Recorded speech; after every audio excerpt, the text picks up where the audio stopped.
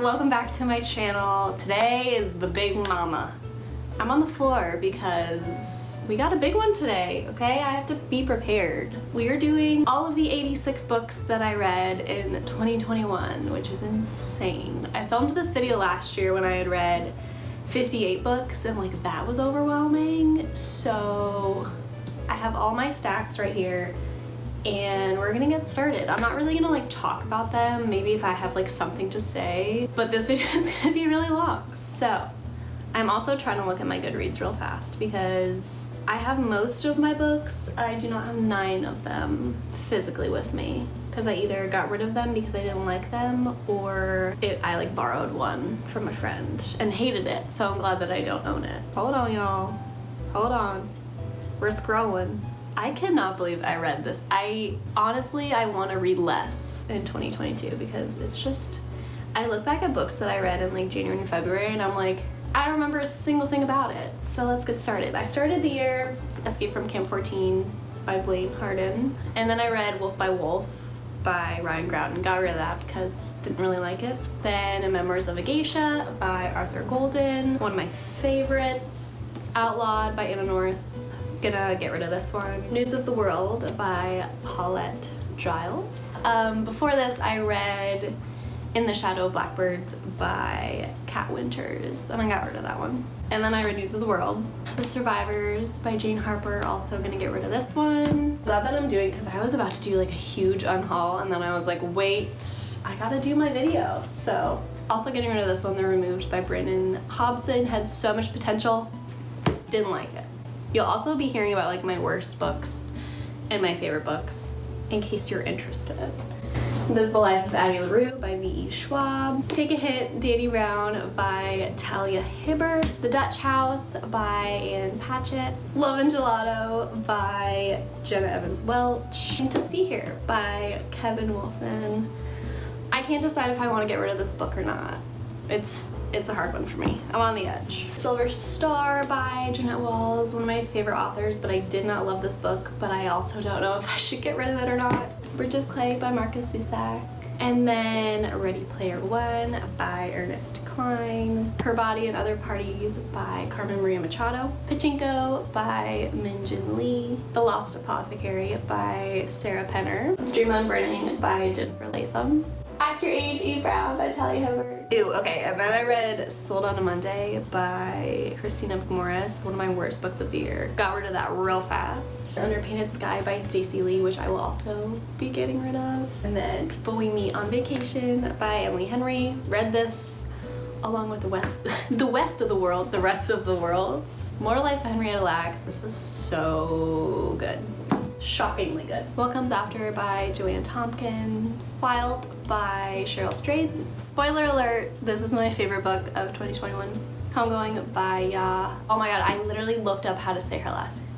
I think it's Jossie. Oh my god, I love it. Okay, I read The Four Winds by Kristen Hanna. Got rid of that one, hated it.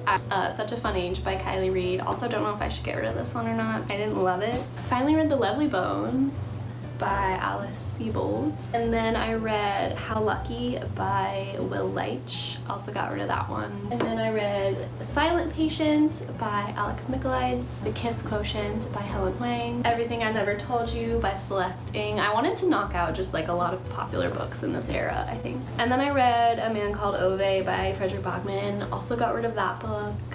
I get rid of all of his books. It's really bad. But I don't connect with them. And I honestly don't like the way his covers look, so like I just automatically get rid of them. I feel really bad. But my favorites: Things We Lost to the Water by Eric Wynn. Water for Elephants by Sarah Gruen.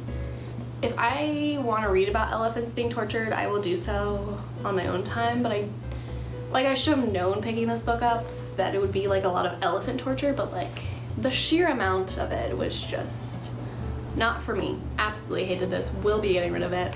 Washington Black by Essie Edugyan. Sorry if I'm saying that wrong. I had such high hopes for this one and I was kind of let down, but it's a cute cover, so we're gonna keep her. Milk and Honey. Finally read this. No Longer Human by Osamu Dazai. It's Hot in the Hamptons by Holly Peterson. Got rid of that one real fast. Oh my god. Okay, so I read No Longer Human and then Girl with the Dragon Tattoo by Stieg Larsson. I also believe that this was the longest book that I read. Oh yeah, I forgot to look at those stats. All right, we'll go over that in a second. Okay, I read that, and then It's on Hamptons, and then Malibu Rising by Taylor Jenkins Reid. Did not love this one. I think I did a whole video on it, actually. Kind of disappointed with that one. Might get rid of it. And then I finally read Educated by Tara Westover. Pretty good. Salt to the Sea by Ruta Sepetys. I'm always so pleasantly pleased with her books. The Hating Game by Sally Thorne. I want to love this book, but I just don't. It makes me really upset. I don't want to talk about it, but I'm getting rid of it. I'm getting rid of it. The People We Keep by Alison Larkin. I loved this book. The Hate You Give by Angie Thomas. Great read. I love this cover so much. Manfast by Natasha Scripture. I bought this because it was a pretty cover at the used bookstore. I really didn't like it, but it's so cute. I will be keeping it until further notice. Dead Wake by Erik Larson. I read 2 of his books this year and I loved both of them. So Once There Were Wolves by Charlotte McGonaghy. One of my favorites of the year. You know me and my wolves, all right? 13 Moons by Charles Fraser. This book took me so long to read. I kind of want to get rid of it. We'll see. But like having this on my shelves makes me look smart, so. Okay, and then I meant to buy The Unhoneymooners, which I just read and loved, but I got the Jet Setters because I thought that this was what it was. This is one of the, like the worst books that I read in 2021. And I picked it up on accident and I paid full price. Like this bitch was $17. Horrible. Horrible. Yeah, and then I did this big like Barnes & Noble haul of like popular books I wanted to read really bad. So On Earth We're Briefly Gorgeous by Ocean Vuong. Really beautiful. Song of Achilles.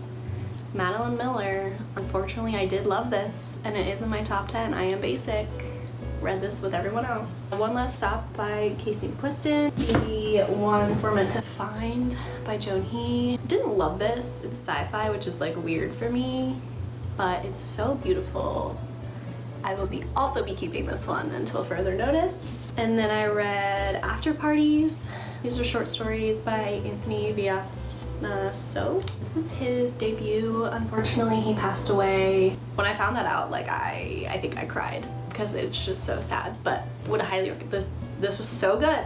One of my worst of the year, Black Buck by Matteo Ascaripour. Such high hopes for this one. This one was on my TBR for so long. I really did not like this book. Love Hypothesis by Ali Hazelwood. Also read this with the rest of America. The World. The Sun and Her Flowers. Decided to read Beach Read by Emily Henry because I liked The People We Meet on Vacation so much. Starless Sea by Erin Morgenstern. I wish that it clicked for me, but it just doesn't. But like, I got the most beautiful cover of it, so I like showing her off. Also having that book on my shelves makes me look smart, you know? Then I read The Perishing by Natasha Dayon. I think I finished it and then the next day dropped it off at the used bookstore because it was so frustrating. It was such a frustrating book. So don't have The Perishing. Then I read A Mercy by Toni Morrison because I've had this on my bookshelves for so long. I need to reread it because I don't think I fully understood it the first time. Sharp Objects by Gillian Flynn. The 100 Years of Eleni and Margot by Marianne Cronin, one of my favorites of the year. Lock Every Door by Riley Sager. The Island Child by Molly Aitken. I don't know why I keep looking at my computer, like I can just look at who wrote it. But A Little Hope by Ethan Joella, one of my favorites of the year. Frost Exercise by Susan Choi. I had to read it because like a lot of people, it's just like a popular book, you know, but I hated it so much. Also getting rid of this one as soon as I finish this video. And then I reread Call Me By Your Name by Andre Osmond because after Trust Exercise, I was spiraling and I just needed a story that I knew what was going on. So Call Me By Your Name it was. Came to the rescue. And then, oh yeah, and then I read In 5 Years, which my full thoughts go to my November wrap up, I think, but one of the worst books I've ever read. So don't own that one, I borrowed it from a friend. Then I read Lake Como by Anita Hughes, My Body by Emily Ratajkowski, Then She Was Gone by Lisa Jewell, Isaac Storm by Erik Larson. So good. How is he so good at writing nonfiction? And Cobble Hill by Cecily von Ziegesar. Did not like this at all. Finally read Razorblade Tears by S.A. Cosby. So good. Holy crap. Loved it. On November 9th by Colleen Hoover, read my first Colleen Hoover book. Finally freaking read Animal Farm by George Orwell. I have had this little copy of this little book for so long. Ooh, also, I do remember that Lake Como was the least shelved by other people, and then the most shelved that I read was Animal Farm, which is not shocking.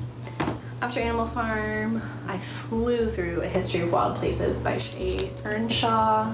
Hated the ending. It ruined. It was gonna be a 5-star. It was gonna be one of my best of the year, and then the ending. And I wanted to read a shorter book because Animal Farm was my shortest book and my most popular book, and I didn't like that it took 2 categories, so I picked up Address Unknown by Katherine Cressman Taylor. You've probably seen it at Barnes & Noble because it's everywhere, but I enjoyed it. Under the Whispering Door by TJ Klune. And my last book, I've only been filming for like 16 minutes, so go me. Last book of the year was Window Shopping by Tessa Bailey, my first Tessa Bailey book, and she's steamy.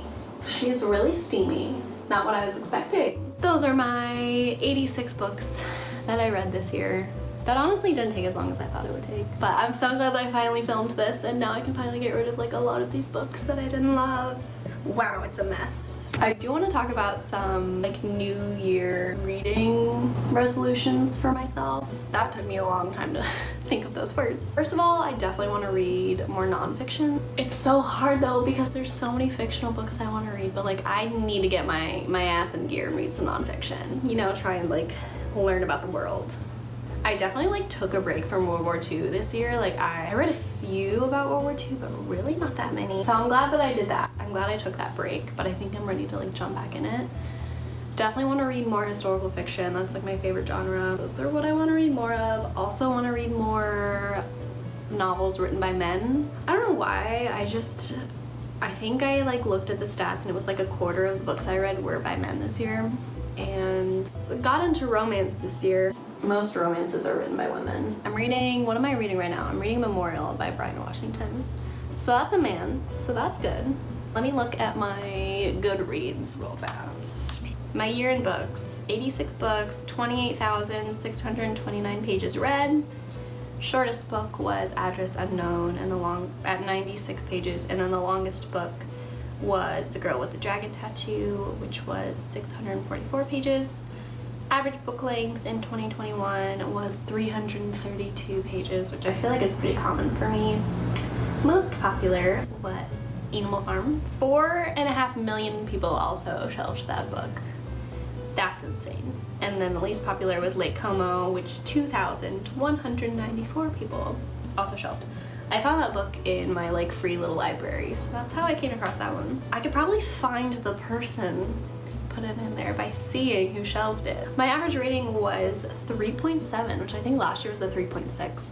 I definitely like round up, and I'm really nice with my ratings. This year I'm gonna try and be a little bit harsher. Highest rated on Goodreads was The Hate You Give by Angie Thomas, 4.7. So yeah, like I said, more men, more nonfiction. I also definitely want to read like longer books. The fact that The Girl with the Dragon Tattoo is my longest book, I'm not like super proud of, super happy with. I did want to read Obama's book so bad this year, but it's nonfiction and it's a big book. Like that's a lot for me at this point in my life. So I definitely want to try and read bigger books. I think that's like always my resolution and it never happens. Cameron bought me Atlas Shrugged. That thing is over 1,000 pages. That's insane. I started it and I got to page 15 and then I was like, I'm gonna have to like duck out real quick because I can't commit to it. I can't do it. And like once I start a book, I have to finish it. So I know that like if I really delved in and got to page like 50, I would have to finish it. And it's just scary to commit. So I want to read less. I want to be more like intentional with my reading this year and like really read books that I think I'm gonna love. I've already read a 5-star this year. I'll tell you in my January wrap up. How about that? But anyways, I hope you guys enjoyed. I hope this video wasn't too long and boring. But I love these videos. I love seeing what people read in a year. I think it's really fun. Thank you guys so much for watching, and I'll see you in my next one.